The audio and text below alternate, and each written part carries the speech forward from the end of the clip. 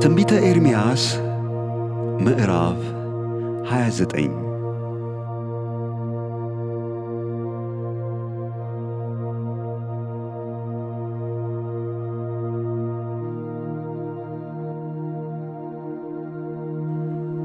ነቢዩ ኤርምያስ ወደ ተረፉት የምርኮ ሽማግሌዎች፣ ወደ ካህናቱም ወደ ነቢያቱም ናቡከደነፆር ከኢየሩሳሌም ወደ ባቢሎን ማርኮ ወዳፈለሰውም ሕዝብ ሁሉ ከኢየሩሳሌም የላከው የደብዳቤ ቃል ይህ ነው። ይህም የሆነው ንጉሡ ኢኮንያን፣ እናቱም እቴጌይቱ፣ ጃንደረቦቹም፣ የይሁዳና የኢየሩሳሌምም አለቆች፣ ጠራቢዎችና ብረት ሠራተኞችም ከኢየሩሳሌም ከወጡ በኋላ ነው። ኤርምያስ የይሁዳ ንጉሥ ሴዴቅያስ ወደ ባቢሎን ንጉሥ ወደ ናቡከደነፆር ወደ ባቢሎን በላካቸው በሳፋን ልጅ በኤልዓሣና በኬልቅያስ ልጅ በገማርያ እጅ ደብዳቤውን እንዲህ ሲል ላከው። የእስራኤል አምላክ የሠራዊት ጌታ እግዚአብሔር ከኢየሩሳሌም ወደ ባቢሎን ላስማረካቸው ምርኮኞች ሁሉ እንዲህ ይላል፣ ቤት ሠርታችሁ ተቀመጡ፣ አታክልትም ተክላችሁ ፍሬዋን ብሉ፣ ተጋቡ፣ ወንዶችና ሴቶች ልጆችንም ውለዱ፣ ወንዶችና ሴቶች ልጆቻችሁንም አጋቡ፣ እነርሱም ወንዶችና ሴቶች ልጆች ይውለዱ። ከዚያም ተባዙ፣ ጥቂቶችም አትሁኑ። በእርሷ ሰላም ይሆንላችኋልና። ወደ እርሷ ላስማረክኋችሁ ከተማ ሰላምን ፈልጉ፣ ስለ እርሷም ወደ እግዚአብሔር ጸልዩ። የእስራኤልም አምላክ የሠራዊት ጌታ እግዚአብሔር እንዲህ ይላልና በመካከላችሁ ያሉት ነቢያቶቻችሁና ምዋርተኞቻችሁ አያታልሏችሁ። እናንተም የምታልሙትን ሕልም አትስሙ። በስሜ ሐሰተኛ ትንቢትን ይናገሩላችኋልና እኔም አልላክኋቸውም። እግዚአብሔር እንዲህ ይላልና 70 ዓመት በባቢሎን በተፈጸመ ጊዜ እጎበኛችኋለሁ፣ ወደዚህም ስፍራ መልሳችሁ ዘንድ መልካሚቱን ቃሌን እፈጽምላችኋለሁ።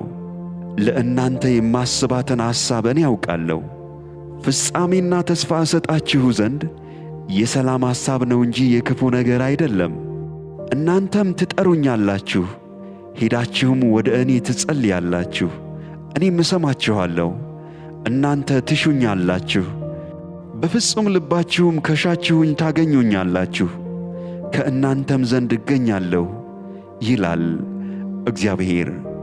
ምርኮአችሁንም እመልሳለሁ ከአሕዛብም ሁሉ ዘንድ፣ እናንተንም ካሳደድሁበት ስፍራ ሁሉ እሰበስባችኋለሁ ይላል እግዚአብሔር።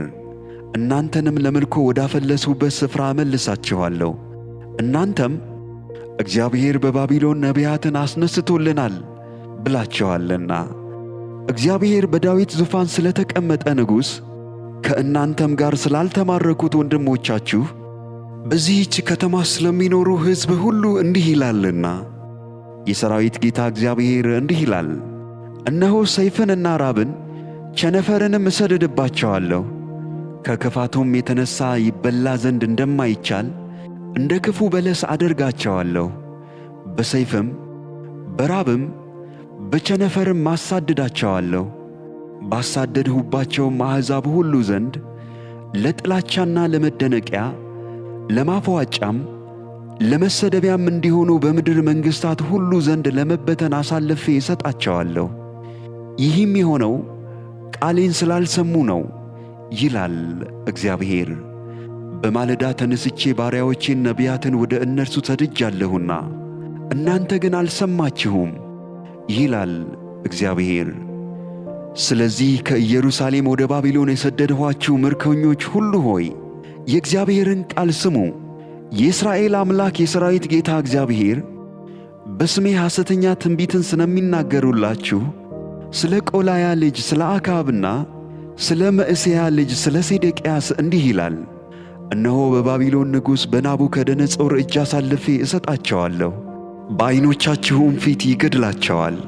ከእነርሱም የተነሣ በባቢሎን ያሉ የይሁዳ ምርኮኞች ሁሉ የባቢሎን ንጉሥ በእሳት እንደ ጠበሳቸው እንደ ሴዴቅያስና እንደ አክዓብ እግዚአብሔር ያድርግህ የምትባል እርግማንን ያነሳሉ። እኔም አውቃለሁ ምስክርም ነኝ ይላል እግዚአብሔር። በእስራኤል ዘንድ ስንፍና አድርገዋልና ከባልንጀሮቻቸውም ሚስቶች ጋር አመንዝረዋልና ያላዘዝኋቸውንም ቃል በስሜ በሐሰት ተናግረዋልና። ለኔሔላዊው ለሸማያ እንዲህ በል፣ የእስራኤል አምላክ የሠራዊት ጌታ እግዚአብሔር እንዲህ ይላል፣ በኢየሩሳሌም ወዳለው ሕዝብ ሁሉ ወደ ካህኑም ወደ መዕሤያ ልጅ ወደ ሶፎንያስ ወደ ካህናቱም ሁሉ ደብዳቤዎችን በስምህ እንዲህ ስትል ልከሃል። እያበደ ትንቢት የሚናገርን ሰው ሁሉ በእግር ግንድና በዛንጅር ታኖረው ዘንድ በእግዚአብሔር ቤት አለቃ እንድትሆን እግዚአብሔር በካህኑ በዮዳሄ ፋንታ ካህን አድርጎሃል። አሁንስ ትንቢት ተናጋሪውን የዓናቶቱን ሰው ኤርምያስን ስለምን አትዘልፈውም?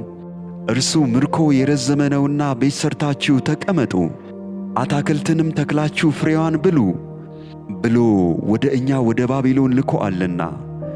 ካህኑም ሶፎንያስ ይህን ደብዳቤ በነቢዩ በኤርምያስ ጆሮ አነበበው። የእግዚአብሔርም ቃል ወደ ኤርምያስ እንዲህ ሲል መጣ።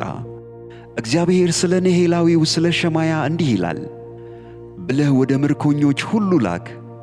እኔ ሳልልከው ሸማያ ትንቢት ተናግሮአልና በሐሰትም እንድትታመኑ አድርጓችኋልና።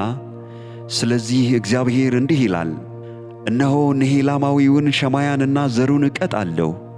እኔም የማደርግላችሁን መልካም ነገር የሚያይ ሰው በመካከላችሁ አይኖርላቸውም።